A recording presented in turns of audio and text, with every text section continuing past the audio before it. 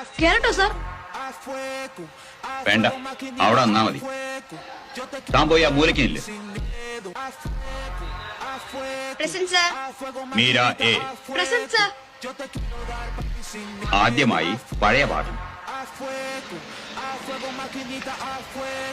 മലയാള ഭാഷയിൽ ആദ്യമായി അച്ചടിച്ച പുസ്തകം ഏതാണ്? സംക്ഷേപ വേദാർത്ഥം. എവിടെയാണ് ഈ പുസ്തകം അച്ചടിച്ചത്? ഇറ്റലിയിൽ. പുസ്തകം എഴുതി അച്ചടിപ്പിച്ചത് ഫാദർ ക്ലെമന്റ് ആണ് സാർ. ഇനിയത്തെ ചോദ്യത്തിന് അജയകുമാർ ഉത്തരം പറയണ്ട.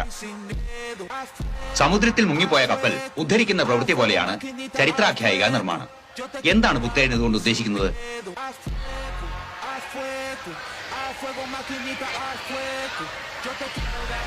ഉത്തരം പറഞ്ഞാൽ എനിക്കിരിക്കാവോ സാർ?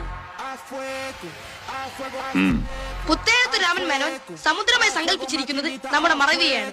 കപ്പൽ ഏതെങ്കിലും പ്രധാനപ്പെട്ട ചരിത്ര സംഭവമായിരിക്കും.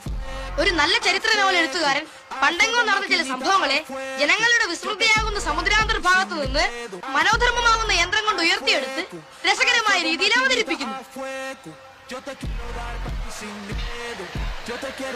പണ്ടന്മാരും മണ്ടികളും ഇരുന്നോളൂ.